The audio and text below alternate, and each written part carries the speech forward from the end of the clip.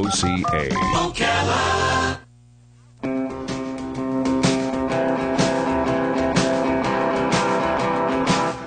Ocala, baby, what makes you look so good? Ocala, baby, what makes you look so good? You know what makes Ocala look so good? It's shows like this. John Sotomayor, always a well-dressed man, in the studio now, ready to host his own show, Ocala Magazine Radio, and, of course, he is also the executive editor of Ocala Magazine. How you doing, John? Good to see you again. I'm great, Larry. Thank you very much, and thank you for that nice intro. It's a highlight of the week. Thank you, for us as well. Well, I'm just going to get right down to it as usual because we do have a fantastic show with some phenomenal guests. Today I want to focus on our women of influence. We've focused on different women in town who are setting the standard and have set the standard for a while for Ocala, Marion County to be a better place to live. Yeah. And with us today, I'm going to introduce our guests. We have Dr. Manal Fakori, philanthropist and community leader. Good morning, Manal. Good morning, John. Good morning, We John.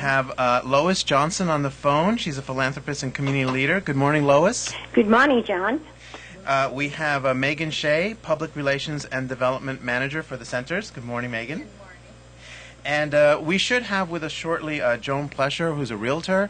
Hopefully she will have a chance. Everyone that we have here has tremendous busy schedules and, very active around town. So we hope that she has a moment to call in. Good.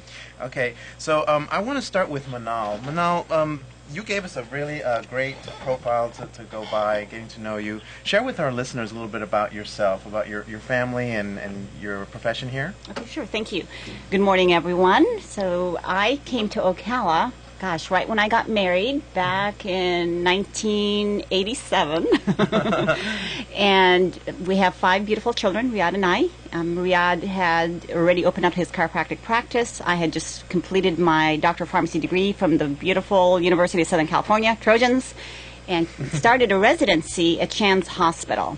So my very first year, I was still getting to know Ocala. I was still getting to know Riyadh, and really have loved Ocala. I recall early on I would continue to compare Ocala versus Moorpark, California, where I grew up, trying to figure out size, because I spent so much more time in Gainesville daily. And I recall Riyadh saying, I never thought I'd marry somebody that I would walk out in the morning and greet at night, because as a resident, those were my hours. I actually spent a lot of time away from home that first year. But I'm very proud of our family and our kids, very blessed. And now I completed an MBA degree a year ago from Webster University. Oh, congratulations. Thank you. And that was something that was on my list of things to do for a long, long time. And since then, I've launched a new business, Fakori Leadership International. Yes, tell us about that. Thank you. I'm focused. The thing that I'm so passionate about, as much as I love healthcare, is really investing in people and seeing young people and adults just continue to improve themselves. So basically, it's personal development, personal growth, and that's our focus. Fantastic, and much success to you in that program. Tell us a little bit about some of the other charities and causes that you champion. For instance, you were the former chair of the Chamber of Ocala, Marion County, and you were a founder of Women in Worth, and you're involved with Hugs, amongst others. Tell us about those. Very nice. One of the things that I'm so proud of, I always have been, is our Chamber of Commerce. And I think what's interesting is when our children were young, they actually affiliated me more with the Chamber of Commerce than they did with the hospital and my work as a pharmacist. And the reason they did that is when they were young and I would be driving them to their activities, I was constantly calling different businesses, kind of giving an elevator speech about how wonderful our Chamber of Commerce is. I was very proud to become a chairperson, the chairwoman for that back in 2006. And I still believe it is we have one of the strongest chambers in the country, definitely in the state. We do great things. So many different projects have been launched through that Chamber of Commerce. It's like an incubator in itself. Absolutely. So if we think historically, all the great work that it's done. Now that year, as chairwoman, it was so interesting because I did start receiving many requests. And one of them was a connection with Michael Kuntz, who had an idea to create a charity, knowing that every one of us in some way or fashion has a connection to cancer, whether it's our uncle or parent or sibling, and he wanted to do something. So he came up with the acronym Heartfelt Unconditional Giving.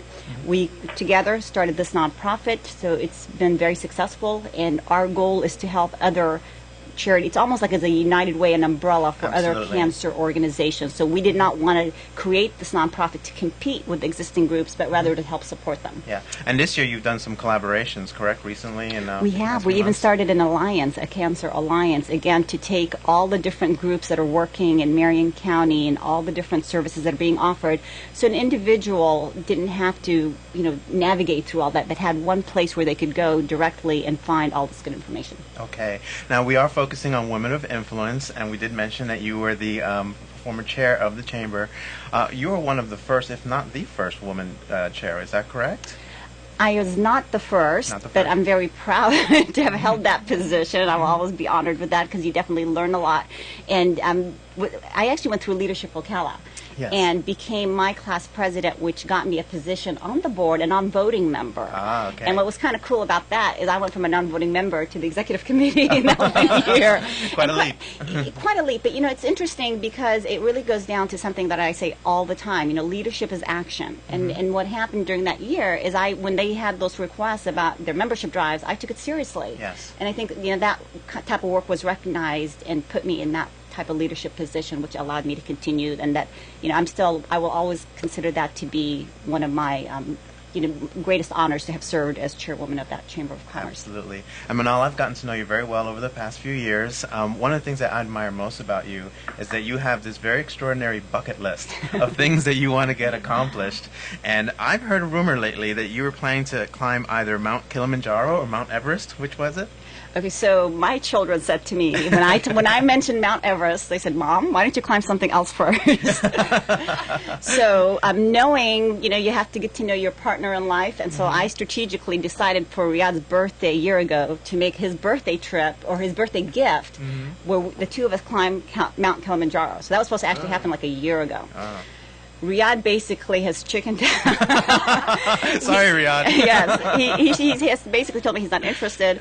So I went ahead and recruited my daughter. I got very serious. I have a trainer, and I'm working to climb Mount Kilimanjaro with my daughter or without my daughter.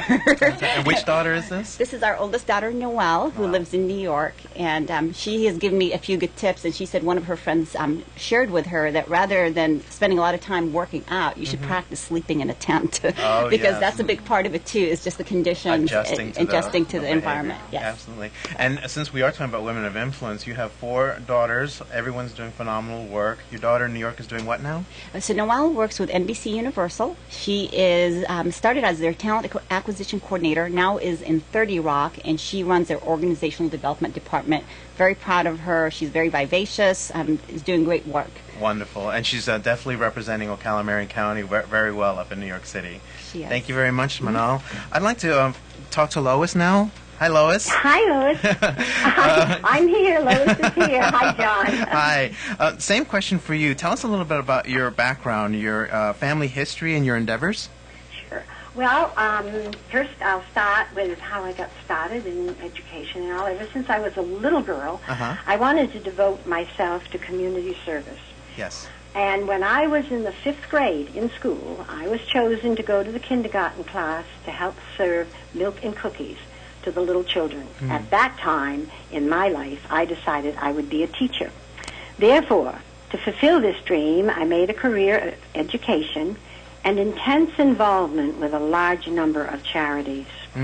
Now, for my family history, being a direct descendant of 3 pilgrims on the Mayflower, I tried to lead my life in an exemplary fashion, demonstrating the virtues they had by living a life with honesty, compassion, prudence, faith, and in particular treating people, and this is very important to me, John, as I would like to be treated. Yes. Great philosophy. Yes. And my endeavors, the primary endeavor in my life is to support activities that help humanity. And this is done in myriad ways at both local, national, and international areas, such as through church functions and other established charities. So that gives you a little background of how I did get involved in things. And I think it's just dependent on your philosophy and the way you live your life. And you have contributed a great deal right here locally since you've lived in Ocala, Marion County. Amongst some of the things you're involved with was the Marion County Humane Society, the Marion Cultural Alliance, Ocala Symphony, Royal Dames, Yes. Children's Advocacy Center, American Cancer Society, Women of Worth with Manal, Ocala Arts Commission, Ocala Women's Network, and the Reviewing Book Club. That is, to name a few more, well, naturally my husband and I have been extremely and extensively involved in the Monroe Regional Medical Center. Yes. That's probably been one of our biggest. And because we love animals so much and have twin cats that have just had such a great meaning in our life, we just love them. And so we're very active with the Humane Society. And then the Ocala Symphony, since it's been part of our background, having attended the Boston Symphony and Pops on a regular basis since being very young. And the Royal Danes, these are ones that I'm really currently very, active in. The Royal Danes for Cancer Research. This being a universal threat to mankind, we're trying to contribute to stamping out this dreaded disease. Yes. And I have been, for example, in many of the ones that you've mentioned, so I won't repeat them. But I would like to say that presently, along with some of the other organizations, I'm serving on the board of directors of the College of Central Florida's Foundation and the board of the newly formed board of the Community Foundation. Tell us about those two. Those are new. Yes, well, not the college one. That's been going on since the beginning of time, and that is a foundation. That's a foundation. I'm a foundation board. I am so honored to be a part of it.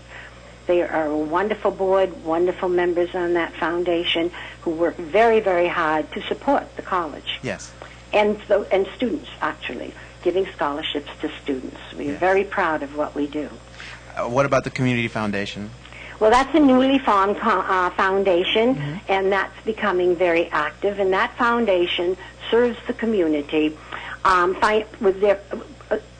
It primarily encourages those to give, and they will take your money and do what you wish. They really serve you as a person or as an organization to handle your money and put it in the right direction, I'd say. Got it. And Lois, you mentioned earlier your husband. We should let the listeners know that your husband is Lieutenant Colonel Ed Johnson. He is? Yes. And together you both have worked as a team giving back to the community as a whole. So thank you to both of you. Yes. Well, I certainly, through all of this, John, I have learned humility and also that one does not judge people until you have really walked a mile in their moccasins. If you know, that's an old Indian proverb, one I really, really like. And fortunately, I was brought up in an atmosphere of the power of positive thinking. Yes. Many, many people are aware of that. And that book, my aunt gave me to read, because I was raised by my aunt. She gave me that book to read, I think, when I was probably in high school. And I was brought up in that atmosphere, and I have tried to live that. I'm very, very grateful for it. And then, Mr. Right, marry Mr. Right above all, because my husband has always encouraged me to take every step of the way and to be me. And that's about the way I feel about everything. That's lovely. Yes. Lois, there was a quote you shared with us in your profile I'd like to read because I liked it a lot. You said, "As I reflect on life's meaning, I conclude that experience of most things are a kaleidoscope of learning, giving, friendships, love, duty, tasks, and social interaction that in totality are social dynamic balance with only one constant, my husband and I and our love for each other." That is the way I feel. Absolutely. That's why I say, above all, marry Mr. Right. He's encouraged me to be me. And both women here are agreeing with you on that one. Yes. Okay, thank you very much, Lois. And I want to say, because I know you're not going to say it yourself, I'm going to say it for you. Lois has received a lot of awards locally for her distinction. Among them was a Woman of Distinction Award from Ocala's Woman Network, the 2004 Outstanding Leader Award from our Ocala magazine, and the Service Above Self Award with her husband, Lieutenant Colonel Ed Johnson, from the Rotary Club of Ocala. So thank you very much for everything you do, Lois. Well, you're entirely welcome. We love living, we love Ocala, love living here, and honored to be a part of this society. Thank you, Lois. We're going to still wait on Joan Plesher to see if she can call in. So I'm going to go on and talk to Megan now. Hello, so good Megan, morning. hi. Good morning. Same question for both these ladies. If you can tell us a little bit about yourself, your family, and your occupation. I will. Well, it's tough to follow these two ladies. I have to say, I feel like I am just getting started, which is why this is such an incredible honor. But I was actually born and raised in Ocala. I am a native, and I love this community. It's my home, and it's where my family, most of my family resides. And actually, you know, you mentioned talking about family. I'm very fortunate to have a family that most of them I consider to be my best friends. Yes. If I choose, you know, if I could think of anyone I wanted to hang out with, it would be my family. So I'm really fortunate to have them. And as Lois was saying, when you pick the right man, I'm married to my high school sweetheart, actually. We've been together 13 years now. And the great thing that I have going in my life is that I have a husband who is just as passionate about the cause I work for as I am, and is constantly reminding me why everything that I'm doing matters. Yes. And when you get caught up, it's very easy for us, I think, to get caught up in the daily details and things you have to accomplish, and he's always that person that's standing there saying, but remember why this matters. Think about those kids. Think about the people living in your facility. And he's so passionate about the centers, which really, you know, drives me even more to continue the work that I do. But so in a way, behind every strong woman, there's a good man. Yes, that is absolutely true. I believe, not that we can't be strong on our own, but it helps when you have someone who's your cheerleader. I always call him my cheerleader. That's right. You know, he's so amazing. But it's been neat because he has also watched me grow up at the centers, you know, because we've grown up together. I was only 19 when I started at the centers. I sort of fell into it. Oh, wow. I always didn't know say, that. yes, it's been, I've grown up there. And I always say you land where you're supposed to be. Yes. I didn't plan on ending up at the centers, but I did. And it Well, just tell us- happens to be, oh, go ahead. Tell us what you do there. I'm the Public Relations and Development Manager, which basically means I'm out in the community, building relationships, building partnerships, making sure that people are aware of the centers and what we do, which is a very difficult task because we have a very big community, and the centers is not something that that many people want to talk about openly. So that's changing, and I'm really excited to see that change. But I'm building partnerships, raising support for our programs. We are a nonprofit mental health and substance abuse treatment provider, and we also provide child welfare services in the community. So it's a huge reach. It is just a thrill to get to go to work every day and know that you're going to impact someone's life in a positive way. And this actually ties in because May is Mental Health Awareness Month. Yes, it is. So, you know, what you're doing there is providing services for the community. A lot of people don't understand, really. They think of maybe the more severe case, but there's other things as well, like just stress, anxiety, other things that causes problems in people's lives, be it personal or professional. So. Yes, you know, this is something that, as you were talking about cancer and how it affects everyone's lives, well, whether people realize it or not, this is a cause that impacts everyone's life as well.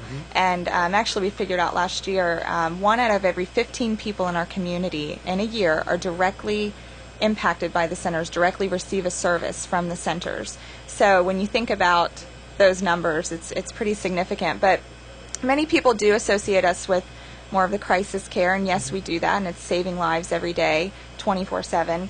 But the majority of what we do is really out in the community and outpatient services and helping children and families. And you know, our motto is rebuilding hope. Yes. And that's really what we're doing in the community, rebuilding families and rebuilding lives. And I have many great friends who are graduates of some of our programs, and it's just, like I said, that additional inspiration to keep spreading the message, because I think once you catch that fever, and I know that the other ladies with their causes feel the same way, you just want to share it with everybody. You don't want to keep it to yourself because you've witnessed something that's so remarkable. You want everyone to know about it. Absolutely. Let's focus on some of the causes that you champion. Like Manal and Lois, there are some that's specific to you that you really feel passionate about.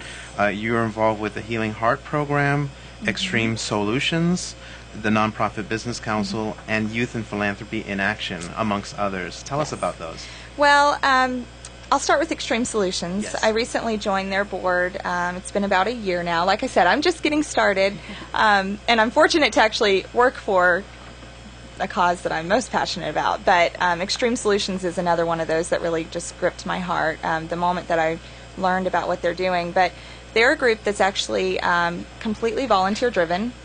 They're in the prisons, Marion Correctional Institution and Lowell Correctional, and now Lake Correctional. So they're sort of franchising now, spreading the good works. But it's volunteer-driven, and people are going into the prisons and actually helping to rebuild the lives and souls of the inmates there. They've been through quite a bit. Many of them are there as a result of things that they've experienced in their lives, and they've never known anything different. Right. And so you have people who are going into what is really a scary situation for most people to go. It's quite scary to go into a prison, and they're there loving people. Right. And they're saying, yes, you made mistakes, and yes, you're here because you made bad choices, but we love you, and you're still a person with a soul. And they're giving them the tools to be able to rebuild themselves. And so hopefully, and this is what we're seeing, that when they come back into society, they're able to live just as we are, Right. and have the tools and have the support that they need to be able to do that. And that really is the key to end that revolving door recidivism, where people are repeating the same things. They need to know that they are in the right place and loved and cared about, so they can rebuild their lives. And I think that's the primary component of the program, is just loving them. Just loving people can do a lot. It can Yes. accomplish a lot. But they're also giving them all the reality tools that they need as well. They go through an intensive 3-year program before release, and their families on the outside are going through a program as well. So they sort of graduate together, and then That's they have a great. life coach and case management services when they get out to help them get back into society, get a job, those sorts of things that are extra challenging when you've been in the Department of Corrections and you're coming out trying to re-enter society. Let's talk about Healing Heart. That it combines a passion of all of ours, Yes, in it does. particular the arts program. So let's Yes. talk about that. Healing Heart actually came from Jessica McCune at Monroe. She has been doing in the hospital some art programs for years. They did the painting ceiling tiles, the Looking Up program, and she sort of got the centers involved. And we started painting ceiling tiles. And then through the Mental Wellness Coalition, which I'm chairing now for Marion County, we started the Healing Heart program, and we said we don't want this to just be in Monroe and just in the centers. This needs to spread to other agencies as well.